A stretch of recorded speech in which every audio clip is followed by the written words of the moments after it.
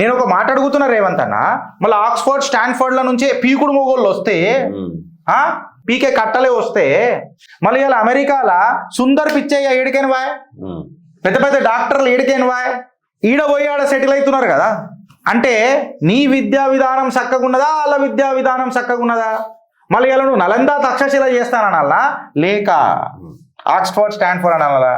ఇవాళ నువ్వు కేసీఆర్ని కింద తిడితివా, కేసీఆర్ని కింద తిట్టే మళ్ళీ నువ్వు మీదేం చేయబట్టివి, గదే మాట పడుతీవి కదా.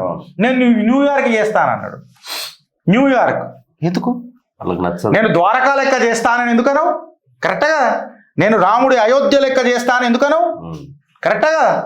ఎందుకు రావు నీకు ఆ మాటలు అట్లా? అంటే అసలు గుండెల్లో ఏముందో నోట్లల్లో తెలుస్తుంది, లేదా మాటలలో తెలుస్తుంది, నోట్లల్లో కాదు. అంటే అది ఓట్కి నోటు బాగా గుర్తొస్తుంది నాకు. మాటలలో తెలుస్తుంది రేవంత్ అన్న. మళ్ళీ ఇంకో పాట స్టాంజా పడతాడు, తెలియదు దయం అని చెప్పి మాట్లాడతాడు.